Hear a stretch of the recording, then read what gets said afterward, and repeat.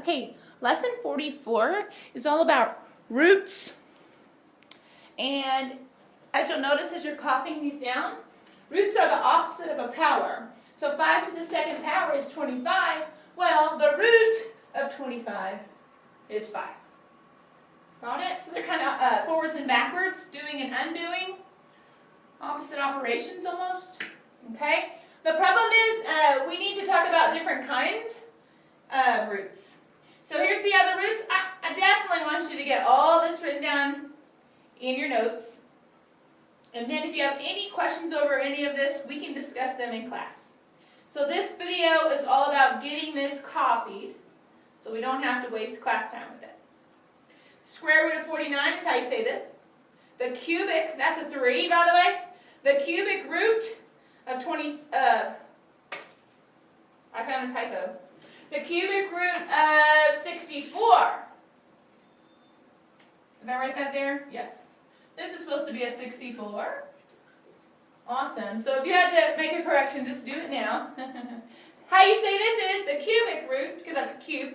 This is a square root because it's just 2. What times what equals 49. This is what times what equals 64. This is the fourth root of 81.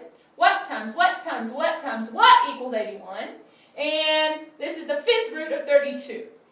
What times what times what times what times what, boom, all equal 32.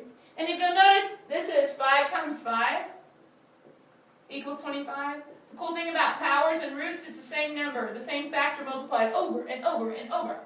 So these three numbers are going to be the same number three times. This times this times this times this, 4 of them are all going to be what equals 81. It's the same number, and what number is multiplied times itself 5 times to equal 32.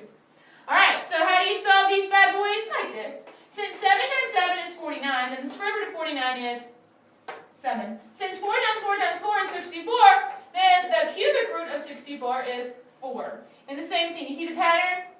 2 times 2 times 2 times 2 times 2 is 32. Then there's 5 2s. You see them, all 5 of them?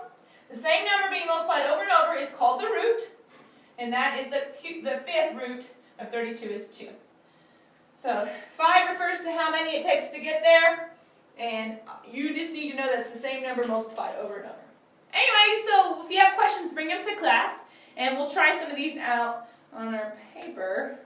I know that wasn't the best explanation, but I did find a typo, so